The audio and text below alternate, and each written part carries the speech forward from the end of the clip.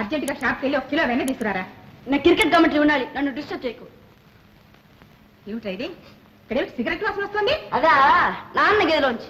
నాన్న గది ఎక్కడ ఉంటే ఇక్కడ ఎందుకు వస్తుంది? ఆ గదిలోకి వెళ్ళి చూడమ్మా. ఏమిటా ఇది? సిగరెట్. నువ్వు ఈ వయసులోనే సిగరెట్ తాగుతున్నావా? దీనికింత వయసు ఎందుకమ్మా? మీ విజయానికి, విలాసానికి, ఉత్తేజానికి కత్తెర మారు సిగరెట్ నే వాడండి. Ding dong. నువ్వు చెప్పేవాళ్ళు ఇలాగే చెప్పేవారా? నువ్వు నేను చెల్లలేదు, మీరే చెడగొట్టారు. ఇన్నాళ్ళు నాన్నతో ఉండి తల్లి లేని వాళ్ళవయ్యాం, ఇప్పుడు అమ్మతో ఉండి తండ్రి అయిన వాళ్ళవయ్యాం. అధిక ప్రసంగి, అంత దూరం వచ్చావా? మరొకసారి అలా మాట్లాడేవంటే నీ పళ్ళు రాలగొట్టాను. నిన్ను ఆయనతో చెప్పి. ఆయనంటే ఎవరమ్మా? నీ నాన్నరా? తెలీదు. ఆయనతో ఇంకేం చెప్తావమ్మా? ఇంకా వారం రోజుల్లో మీరిద్దరు విడాకులు తీసుకోబోతున్నారు. ఆ తర్వాత మీరెవరో నేనెవరో ఎవరికి ఏమునా తీరే. నువ్వు పెద్దవాళ్ళని ఎదిరించి మాట్లాడుతున్నావా? ఎంత పొగరా నీకు? నువ్వు చెడిపోయావు, నువ్వు పూర్తిగా చెడిపోయినావు. ఇందా సిగరెట్ కింద మరి వీల్లేదు. పారేస్తావా లేదా? మర్యాద కాకపోతే ఏం చేస్తావు? ఇప్పుడు నన్ను కొట్టడానికో తిట్టడానికో నీకు హక్కు లేదు. గుర్తించు. మైండ్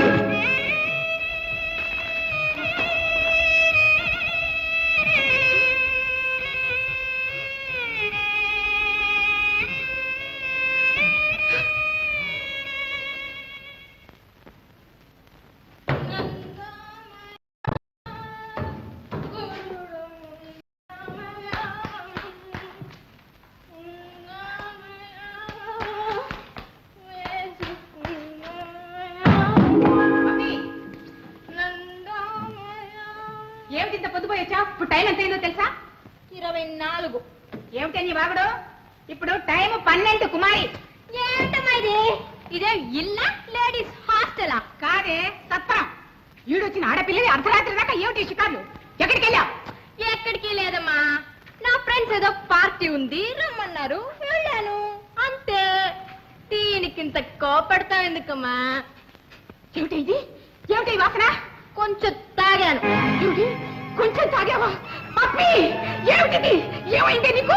ఏం కాలేదమ్మా. ఊరికెందుకు గొడవ పెడతావు? ఈ కాలంలో పార్టీకి వెళ్తే ఆడవాళ్ళు తాగాలి, అదే మర్యాద. ఏమిటి? ఆడవాళ్ళు తాగడం మర్యాద? నువ్వు నాకు మర్యాద నేర్పుతున్నావా? ఎంత బరి తెగించావే నిన్ను! మీ నాన్నగారికి సంగతి తెలిస్తే? తెలిస్తే ఏంటమ్మా, నేనే చెప్తాను.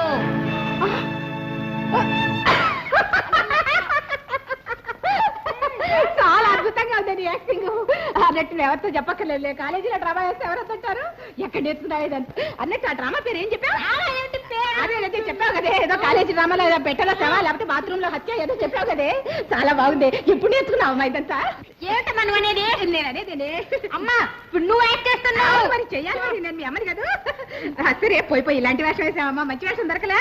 వేషం కాదమ్మా, నేను నిజంగానే తాగాను. అవునే, నేచురల్ గా, చాలా నేచురల్ గా ఉంది యాక్టింగ్. ఇక చూడు, నీకు మీ కాలేజీ వాళ్ళు ఫస్ట్ ప్రైజ్ ఇవ్వాలి. అదే పోలే, నేను ఇస్తాను నీకు ఫస్ట్ ప్రైజ్. దానికేమిటి? నా బంగారు పెళ్ళే. ఎక్కడ నేర్చుకున్నావు ఇవన్నీ?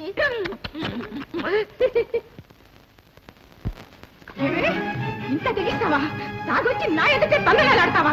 చెప్పేవాళ్ళు లేక ఉండమ్మా. నా డ్రెస్ పాడైపోతుంది.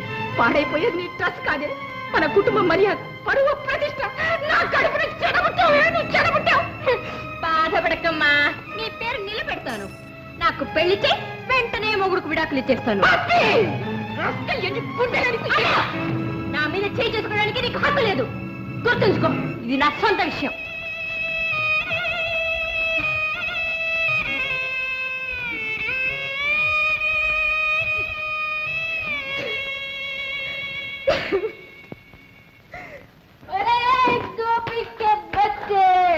ఎలా ఉన్నారా?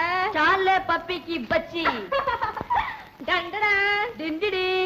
ఎలా ఉందిరా నా యాక్టింగ్? ఏ క్లాస్ గా ఉంది. అవును, వాసన ఎలా వచ్చింది? ఆ అమ్మ డిస్పెన్సరీలో ఉండే బ్రాండీ కాస్త తీసి ఇప్పుడలా మొక్క మీద రాసేసాను రా.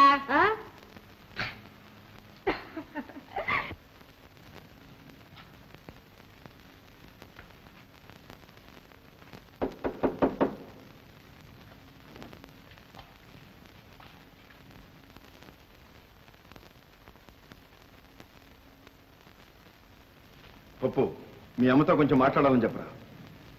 విషయం ఏమిటో అడగరా పప్పు.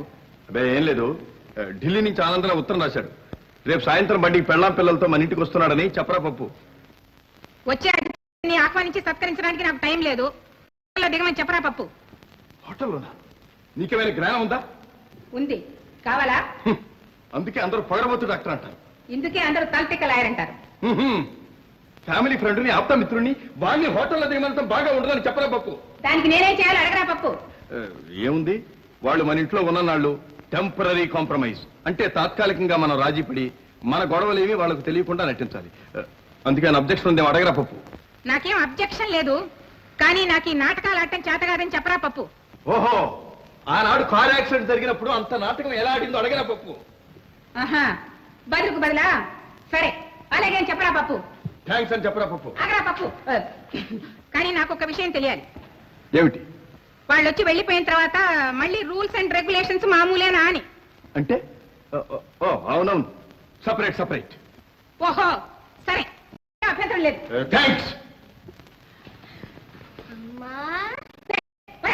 అమ్మా లేదు, అడిగి లేదు.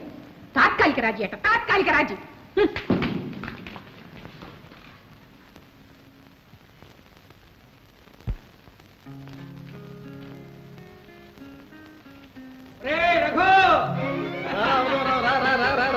ఆనందరావు రా, సదా ఆనందం.